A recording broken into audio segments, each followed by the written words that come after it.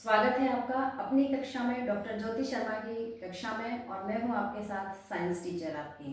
हम लगातार जो क्विक रिवीजन है हमारा प्रश्नों के माध्यम से वो करते जा रहे हैं बच्चों में उम्मीद कर रही हूं कि आप मेरे साथ साथ जल्दी जल्दी आगे वाले लेसनों पर चलते जा रहे हैं और जल्दी ही हम फटाफट से अपने सिलेबस को आपके एग्जाम शुरू होने से पहले ही समाप्त कर देंगे।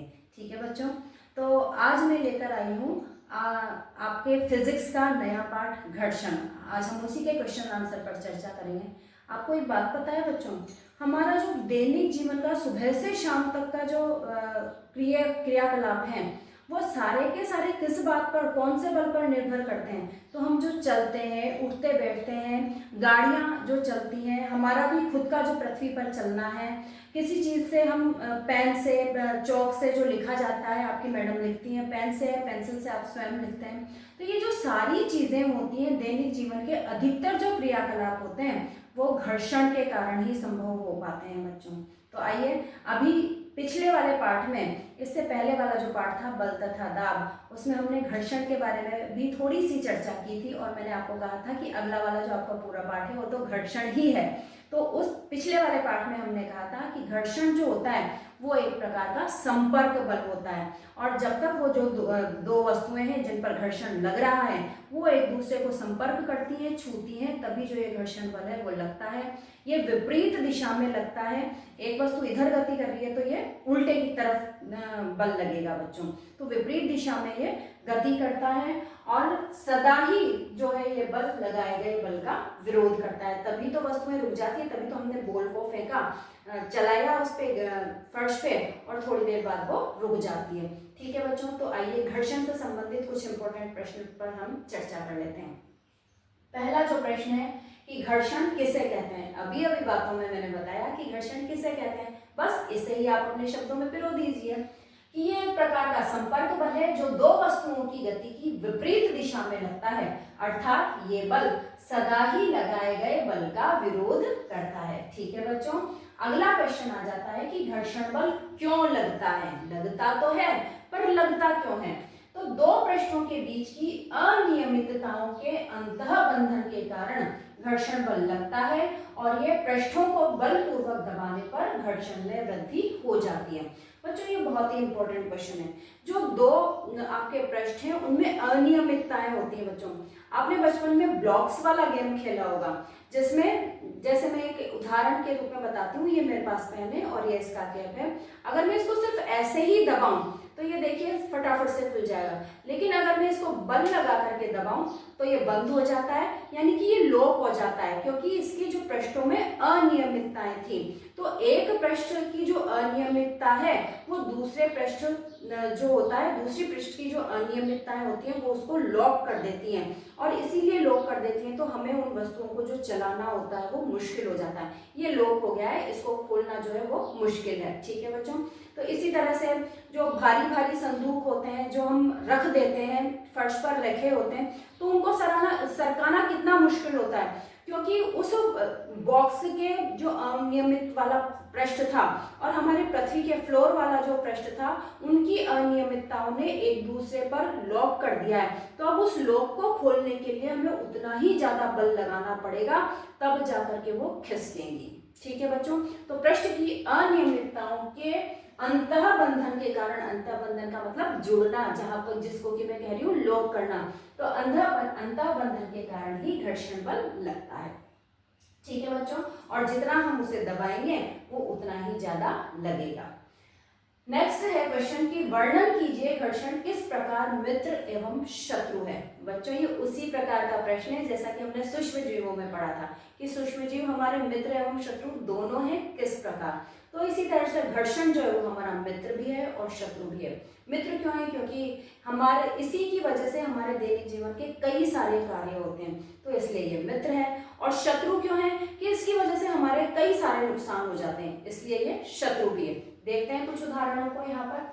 मित्र किस तरह से है ये बच्चों, ये वाला जो प्रश्न है वो विस्तृत रूप में लिखने के लिए आता है आपको, तो आपको मित्र और शत्रु जो है वो पॉइंट्स में लिख देने हैं। यहाँ पर मैंने एक ही करके लिख दिए हैं, तो आपको पॉइंट्स में लिख देंगे कि घर्षण जो है वो हमारा मित्र है इस प्रकार से और शत्रु है इस प्रकार से। ठीक है, तो मित्र किस प्रकार है पृथ्वी पर चलने में। बच्चों जो हम लोग चलते हैं, मनुष्य जो चलता है, कोई भी जीव जंतु चलता है, तो वो घर्षण के कारण ही चल रहा है, ठीक है। इसी तरह से जो गाड़ियां चल रही है, सारे के सारे जो वाहन चल रहे हैं, अगर घर्षण नहीं होता तो न तो उनको चलाना, स्थिर खड़ी रहती है, न उनको चलाना संभव था, न उन्हें रोकना, ब्रेक लगाकर रोकना संभव था। ब्रेक लगाकर ही गाड़ियों को रोका जाता है, घर्षण ज्यादा हो जाता है। न उन्हें रोकना संभव था, न उन्हें मोड़ना संभव था। तो हमारी और हमारे वाहनों की जो सारी गति है वो घर्षण के कारण ही है बच्चों, ठीक है। किसी वस्तु को पकड़ने में, हम किसी भी वस्तु को पकड़ रहे हैं, पानी से, ग्लास से पानी भी पी रहे हैं, आप देखिए उस ग्लास पर तेल लगा दीजिए चारों तरफ, आप आसानी से पकड़ पाएंगे क्या उसे? नहीं पकड़ पाएंगे। तेल में आप फिसल तो जाते हैं, पता ही है आपको, है ना। तो किसी वस्तु को पकड़ने में, उठाने में, पेन से और चौक से लिखने में, बोर्ड पर हम जो चौक से लिखते हैं और पेन से जो आप कॉपी में लिखते हैं, तो कॉपी और पेन के बीच में घर्षण बल होता है, तभी तो वो जो स्याही होती है, इंक होती है, वो आपके कागजों पर चल पाती है बच्चों। इसी तरह से चौक और बोर्ड में, चौक और इसके बोर्ड के मध्य घर्षण लगता है, तभी तो चौक इसके ऊपर लिख पाता है, अगर नहीं होता तो नहीं लिख पाता। कई बार आपने देखा होगा कि बोर्ड जो होते हैं वो चिकने हो जाते हैं, तो उन पर लिखा जाता है कि उनसे चौक से कितना ही लिख दो आपको स्पष्ट दिखता ही नहीं है हमें, क्योंकि उसका घर्षण कम हो गया है। तो पेन और चौक से लिखने में, सिलाई करने में, जो कपड़ों पर सिलाई की जाती है बच्चों, आजकल आपने देखा होगा कि अलग तरह के कपड़े आने लगे हैं। कॉटन के जो कपड़े होते हैं उन पर आसानी से सिलाई हो जाती है, लेकिन आजकल स्ट्रेचेबल कपड़े आने लगे हैं बच्चों, जो कि संश्लेषित रेशों से बने हुए होते हैं। तो इन पर मशीन चलाना जो होता है वो बहुत मुश्किल होता है। आप जैसे अपने बनियान पर, मोजों पर मशीन चलाकर देख लीजिए अपनी मम्मा से कहकर, वो मशीन चलने में ही नहीं आएगी, वो सिलाई होगी नहीं। क्यों? क्योंकि उस कपड़े का जो घर्षण बल है वो बहुत कम है बच्चों, इस वजह से सिलाई की ही नहीं जा सकती। तो सिलाई करने में, कीलें ठोकने में घर्षण बल होता है, तभी तो हम उस पर कील ठोक पाते हैं दीवारों पर। इसी तरह से माचिस को जलाने में, पहले के जमाने में पत्थर को रगड़कर आग उत्पन्न करने में, तो बहुत सारी ऐसे उदाहरण हैं बच्चों, बहुत सारी ऐसी क्रियाएं हैं जो घर्षण बल पर ही आधारित हैं। तो अगर हम ये कहें कि भाई घर्षण बल के कारण ही हमारा जीवन चल रहा है, तो इसको बात को कहने में कोई अतिशयोक्ति नहीं होगी बच्चों, कोई ये ज्यादा बढ़ावे वाली बात नहीं होगी, ठीक है।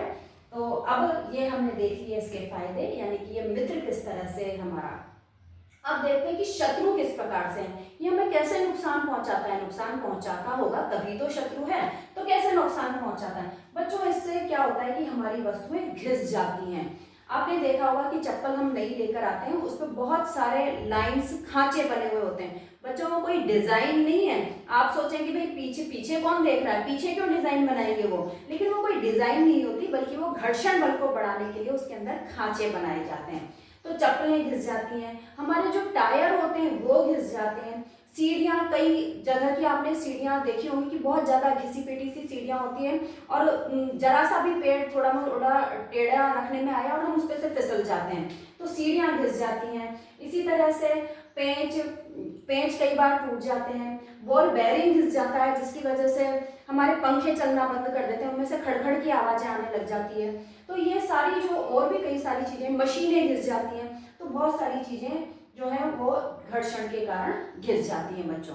और दूसरा क्या है कि घर्षण से उत्पन्न ऊष्मा के कारण बहुत सारी ऊर्जा का ह्रास होता है, जिससे वस्तुएं खराब हो जाती हैं।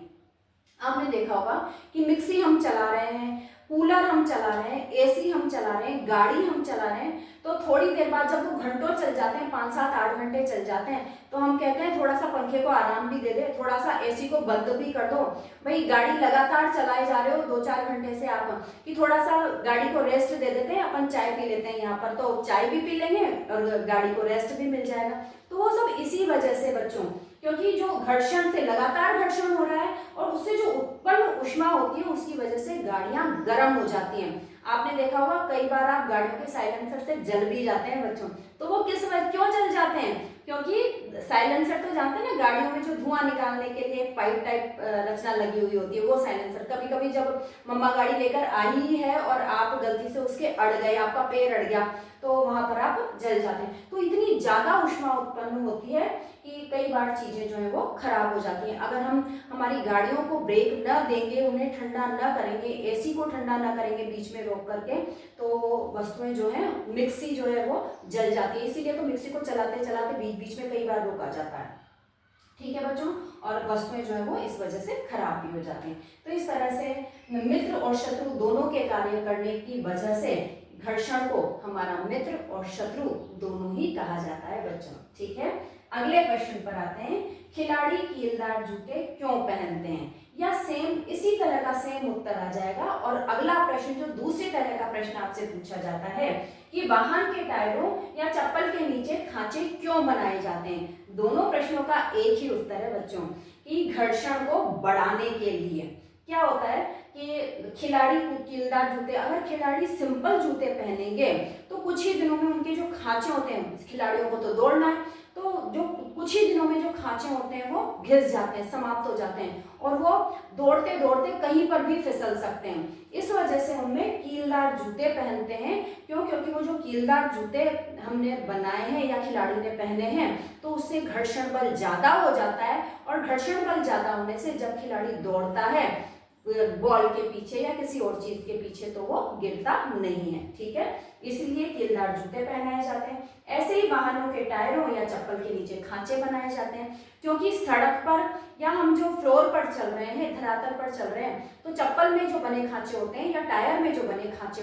होते हैं, वो घर्षण को बढ़ाने का प्रयास करते हैं, घर्षण को बढ़ाते हैं। इस वजह से हम फिसलते नहीं हैं, और इस वजह से जो टायर होते हैं, गाड़ियां होती हैं, वो फिसलती नहीं है, आराम से चलती रहती हैं। यदि टायर के जो खांचे हैं वो खत्म हो जाते हैं, या फिर हमारे चप्पल के नीचे के खांचे खत्म हो जाते हैं, तो बच्चों देखिए हम सिंपली चलते चलते भी गिरने लग जाते हैं, क्योंकि घर्षण कम हो जाता है। इसी तरह से जो टायर घिस जाते हैं, तो गाड़ियां जो है नॉर्मल रूप से चलते चलते भी फिसल जाती हैं। आप गाड़ी को मोड़ रहे हैं और वो फिसल गई और आपकी दुर्घटना हो गई, एक्सीडेंट हो गया, तो तुरंत आपको जो मैकेनिक होता है वो ये सलाह देता है कि भाई आपका टायर घिस चुका है, आप इस टायर को बदला लें। तो ये जो खांचे होते हैं बच्चों, वो घर्षण को बढ़ाने का प्रयास करते हैं और हमारी दुर्घटनाओं को रोकते हैं। इसलिए हमें समय समय पर हमारी चप्पल भी चेंज कर लेनी चाहिए, और गाड़ी के जो टायर होते हैं वो भी स्वयं को देखते रहना चाहिए, मैकेनिक का वेट नहीं करना चाहिए, स्वयं देखते रहें। अगर उसके खांचे खत्म होते जा रहे हैं तो हम तुरंत जाकर टायर बदला लें। ठीक है बच्चों, नेक्स्ट क्वेश्चन है, घर्षण को कम करने के लिए क्या किया जाता है? बच्चों ये तो थी बढ़ाने वाली बात की, बढ़ाया जाए, हमें नुकसान हो रहा है उससे, लेकिन कई जगहों पर जहां पर बहुत ज्यादा नुकसान हो रहा है, वहां पर हम कैसे उसको घटाएं? घटाना पड़ेगा, तभी तो हमारी वस्तुएं चलेंगी। तो बच्चों मशीनों में स्नेहक का प्रयोग करके हम घर्षण को कम कर सकते हैं। अब आप जानते हैं स्नेहक क्या होता है? स्नेहक वो पदार्थ होते हैं जो घर्षण को कम करते हैं। घर्षण को कम करने वाले जो पदार्थ होते हैं वो स्नेहक कहलाते हैं बच्चों। कई बार आपसे सिंपली ये क्वेश्चन भी पूछ लिया जाता है कि स्नेहक किसे कहते हैं, या स्नेहक के दो उदाहरण दीजिए। तो दो उदाहरण में आप क्या क्या लिख सकते हैं? कौन कौन सी चीजें हम प्रयोग करते हैं स्नेहक के रूप में? तेल, ग्रीस, पाउडर, वायु की गद्दी, ये जो सारी चीजें होती हैं ये मशीनों में या कहीं पर भी स्नेहक के रूप में प्रयोग की जाती हैं। बच्चों आपने देखा होगा कि बारिश में दरवाजे खटर खटर करने लग जाते हैं खुलते बंद होते वक्त, तो पापा क्या करते हैं उसमें तेल का प्रयोग या ग्रीस उसके अंदर डाल देते हैं, तो ये स्नेहक जो चिकने पदार्थ जो है वो उसमें चले जाते हैं, तो वो जो घर्षण होता है वो कम हो जाता है, गेट आसानी से चलने लग जाते हैं और उनकी जो आवाज होती है वो समाप्त हो जाती है। इसी तरह से हमारी मशीनों में भी होता है बच्चों। पाउडर का प्रयोग कहाँ करते हैं? जानते हैं ना आप, कैरम खेलते हैं, तो कैरम में तो अब भाई वहां तेल तो नहीं डाल सकते, तो हमें सूखे स्नेहक का प्रयोग करना पड़ेगा, ड्राई स्नेहक का प्रयोग करना पड़ेगा। तो वहां पर क्या करते हैं, कैरम के ऊपर हम पाउडर छिड़क देते हैं। उस पाउडर को छिड़कने से हमारा जो घर्षण होता है वो कम हो जाता है और जो गोटियां होती हैं वो आसानी से चलने लगती हैं।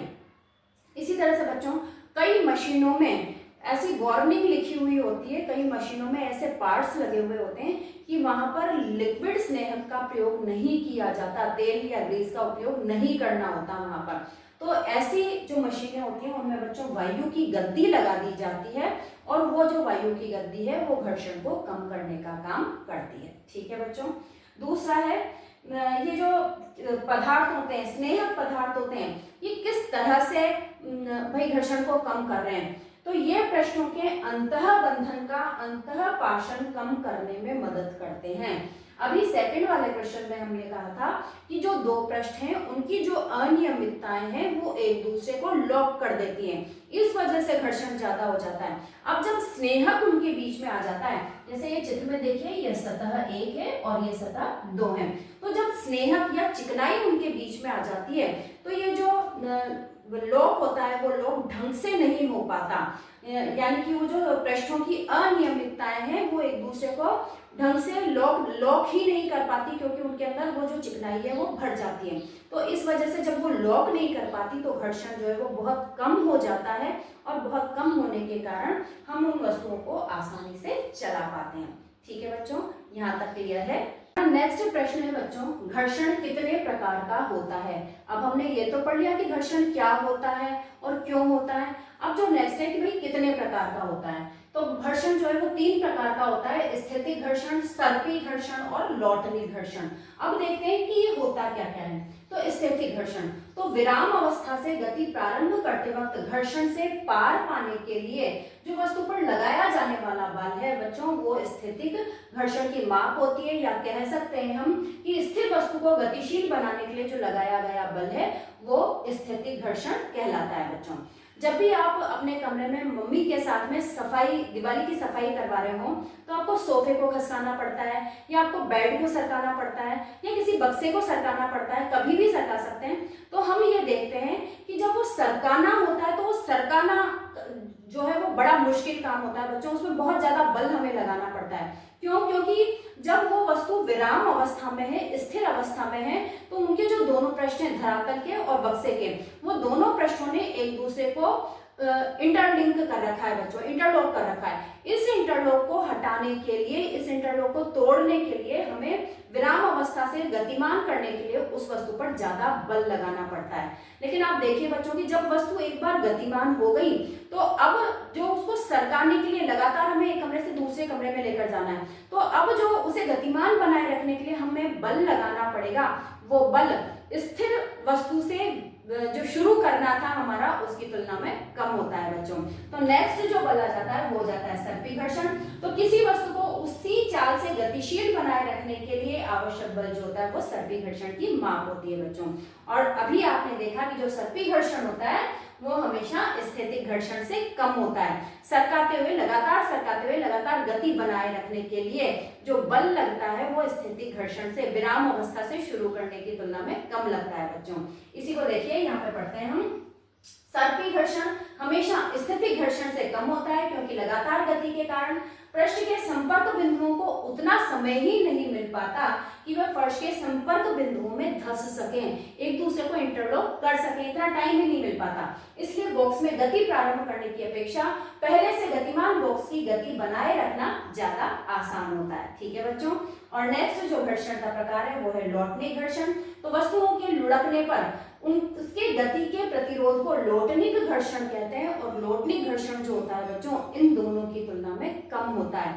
इसी वजह से जो आप देखते होंगे कि आजकल जो छोटे मोटे बैग्स आते हैं या भारी बैग्स भी आते हैं जिनमें काफी सारा सामान आ जाता है, जो सूटकेस आते हैं उनके ऊपर भी आजकल पहिए लगा दिए जाते हैं, रोलर्स लगा दिए जाते हैं बच्चों। तो क्यों? क्योंकि उसमें देखिए कि कितना भी भारी वजन का वो हो, छोटे से छोटा बच्चा उसको लौटन बल क्योंकि सबसे कम लगता है, तो लौटनिक घर्षण के सबसे कम लगने के कारण बहुत छोटा बच्चा भी उसको लुढ़का कर ले जा सकता है। ठीक है बच्चों। तो इस वजह, और आप ये देखते होंगे पहिए का आविष्कार, लुढ़क ही तो रहे हैं पहिए, तो पहिए का आविष्कार जो है वो वास्तव में हमारे लिए बहुत बड़ी उपलब्धि रही है, क्योंकि देखिए जितने भी वाहन बनाए गए हैं पृथ्वी पर, सारे के सारे वाहनों में पहिए का उपयोग किया गया है। पहिए जो होते हैं वो लौटनिक घर्षण के कारण सड़क पर, लौटनिक घर्षण सबसे कम लग रहा है तो सड़क पर वो फटाफट लुढ़कते जाते हैं और हमें एक जगह से दूसरी जगह पर पहुंचा देते हैं। ठीक है बच्चों। तो ये लौटनिक घर्षण के कारण क्या क्या होता है, बक्सों और बैगों पर रोलर लगाए जाते हैं, पहिए लगाए जाते हैं, और बॉल बेयरिंग का प्रयोग किया जाता है पंखों में और मशीनों में। जो घर्षण है वो कम से कम हो सके, ताकि हमारा जो नुकसान है, जो वस्तुएं गर्म होती है, इलेक्ट्रिक वस्तुएं, वो कम से कम हो सके, इसके लिए बॉल बेयरिंग का प्रयोग लौटने घर्षण लगे इस वजह से किया जाता है। ठीक है बच्चों, नेक्स्ट आ जाता है तरल घर्षण किसे कहते हैं। बच्चों अभी तक जो हमने पढ़ा था वो तो ठोस में था घर्षण, लेकिन अब तरल घर्षण किसे कहते हैं, तो वायु में और पानी में जो घर्षण होता है, वायु में और पानी में जो वस्तुएं गति करती हैं और जो उनका प्रतिरोध करता है, जो उनका विरोध करता है उनकी गति का, तो वो वाला जो बल है वो तरल घर्षण कहलाता है। बच्चों विज्ञान की भाषा में तरल तो वैसे द्रवी होते हैं, लेकिन विज्ञान की भाषा में यहाँ तरल घर्षण शब्द का मतलब हम द्रवों को भी प्रयोग कर रहे हैं और हम वायु के लिए भी प्रयोग कर रहे हैं। ठीक है, तो इस वाले बल को तरल घर्षण के अलावा हम कर्षण भी कह सकते हैं बच्चों। तो प्रश्न में ये ना दिया जाए कि भाई तरल घर्षण किसे कहते हैं, ये भी दिया जा सकता है कि कर्षण किसे कहते हैं। तो आप मत सोच लीजिएगा कि ये तो पढ़ा ही नहीं था। अरे भाई तरलों में ही, द्रवों में और वायु में जो लगने वाला घर्षण है उसे ही कर्षण कहा जाता है। ठीक है, अब नेक्स्ट क्वेश्चन आ जाता है कि जहाज और वायुयान जो होते हैं वो विशिष्ट आकृति के क्यों बनाए जाते हैं। तो बच्चों अभी जस्ट ऊपर हमने देखा कि ये जो होते हैं तरल भी जो होते हैं वो घर्षण का विरोध करते हैं। तो हमारे जो वायुयान है, हमारे जो जहाज है, पानी में चलने वाले जो वाहन है, नाव है, जहाज है और एरोप्लेन है, वायुयान है, ग्लाइडर है, वो सब जो है वो तरल में जो विरोध हो रहा है, कर्षण जो हो रहा है उसका विरोध करके आगे बढ़ सके। ऐसे नहीं वहीं पर रुक जाए या उनकी बहुत ज्यादा ऊर्जा उसको पार पाने में ही लग जाए, तो वो उस जो कर्षण लग रहा है उसका विरोध करके आगे बढ़ सके अपनी गति से। इस वजह से जो इनकी आकृति होती है वो विशेष प्रकार की, विशिष्ट प्रकार की बनाई जाती है। किस तरह की आकृति होती है बच्चों, इस तरह की आकृति होती है, आगे और पीछे से नुकीली होती है और बीच में से ये मोटी होती है। तो आगे और पीछे बहुत कम क्षेत्रफल होता है, तो क्षेत्रफल जो होता है वो कम क्षेत्रफल होगा तो वो ज्यादा दबाव के साथ वायु को चीर सकेंगे, पानी को चीर सकेंगे और आगे बढ़ सकेंगे। ठीक है बच्चों, आपने प्रकृति में देखा होगा कि प्रकृति में जो पक्षी उड़ते हैं, हमारे सारे के सारे जो पक्षी उड़ते हैं और सारे के सारे जो जलीय जीव होते हैं बच्चों, उनकी आकृति भी ऐसी की ऐसी ही है, आगे और पीछे से तिकोनी और बीच में से मोटी। तो इस आकृति के कारण ही वो पानी में और वायु में आसानी से चल पाते हैं। पता है बच्चों, उसी से कॉपी करके तो वैज्ञानिकों ने वायुयान और जहाजों की आकृति इस तरह की बनाई है ना। अगला प्रश्न आ जाता है जो कि आपसे अधिकतर पूछ लिया जाता है कि केले के छिलके पर पेड़ पड़ने पर फिसल क्यों जाते हैं, या इसी को ही दूसरे ढंग से पूछा जाएगा कि पानी से गीले धरातल पर या चिकने फर्श पर, चिकना फर्श कौन सा होता है बच्चों, या तो तेल गिर जाए हमारे फर्श पर या फिर आजकल पत्थरों और कोटा स्टोन की जगह पर, मार्बल की जगह पर लोग घरों के निर्माण के वक्त टाइल्स लगाने लगे, तो टाइल्स बहुत चिकनी होती है बच्चों। तो ऐसे चिकने फर्श पर असावधानी से चलने पर क्यों फिसल जाते हैं। तो बच्चों एक ही आंसर है इन दोनों प्रश्नों का कि घर्षण बल कम हो जाने के कारण हम फिसल जाते हैं। जब केले के छिलके पर हमारा पांव पड़ता है तो पृथ्वी और हमारे बीच में जो घर्षण होता है वो कम हो जाता है उस केले के छिलके के कारण, और केले का छिलके घर्षण कम होते ही यदि हम असावधानी से बिना देखे चल रहे हैं अपनी मस्ती में तो हम धड़ाम से फिसल जाते हैं। ठीक है बच्चों, इसी तरह से पानी से गीले धरातल पर कहीं पर पानी गिर रहा है और हम चल रहे हैं अपने आराम से, तो अगर हमने ध्यान नहीं रखा, यहाँ पर घर्षण बल कम हो गया है पानी के बीच में आ जाने से, तो घर्षण बल कम हो गया है तो हम तुरंत गीले फर्श पर फिसल जाते हैं। इसी तरह से बच्चों टाइल्सों पर तो पानी दिखता भी नहीं है, थोड़ा बहुत पानी गिर जाए तो इसी वजह से जहां पर भी टाइल्स लग रही हो तो हमें सावधानी पूर्वक चलना चाहिए, हमारा जो घर्षण बल है उसे मेंटेन करते हुए हमें चलना चाहिए, तो हम आराम से इन फर्शों पर भी आसानी से चल सकेंगे। ठीक है बच्चों, तो ये थे हमारे कुछ इंपॉर्टेंट प्रश्न जो आपसे इस पाठ में से पूछे जाते हैं। बच्चों आपको रटने की इस पाठ में तो कम से कम बिल्कुल जरूरत नहीं है, क्योंकि इसके जो सारे प्रश्न हैं वो आप अनुभव के आधार पर भी बिना रटे हुए, सिर्फ पढ़कर जाइए, बिना रटे हुए भी अनुभव के आधार पर आप उन प्रश्नों को लिख सकते हैं। ठीक है बच्चों, आपके एग्जाम्स आने वाले हैं, मैं चाहती हूँ कि मैं ये जो मेहनत कर रही हूँ, प्रयास कर रही हूँ, वो प्रयास हर दूर जो गांव में, दूर दराज के क्षेत्रों में जो बच्चे बैठे हुए हैं हमारे राजकीय विद्यालयों के, हिंदी मीडियम वाले, आरपीएससी वाले, उन तक मेरा ये प्रयास, जो ये आप लाभ उठा रहे हैं वो पहुंचना चाहिए बच्चों। तो आपका काम क्या है इसके लिए, मेरा काम तो वीडियो बनाना है, लेकिन आपका काम क्या है कि यदि आपको ये समझ में आ रहा है सब कुछ अच्छे से, तो आप ज़्यादा से ज़्यादा सब्सक्राइबर्स बनाइए। आपके जो दोस्त कक्षा 8 में पढ़ते हैं उन दोस्तों को, उन रिश्तेदारों को भी ये वीडियो भेजिए, ताकि हमारी जो सब्सक्राइबर्स की श्रृंखला है, हमारी जो शेयरिंग की श्रृंखला है, साझे की श्रृंखला है बच्चों, वो आगे से आगे बढ़ सके। ठीक है, इसी के साथ आप सभी का बहुत बहुत धन्यवाद। नमस्ते।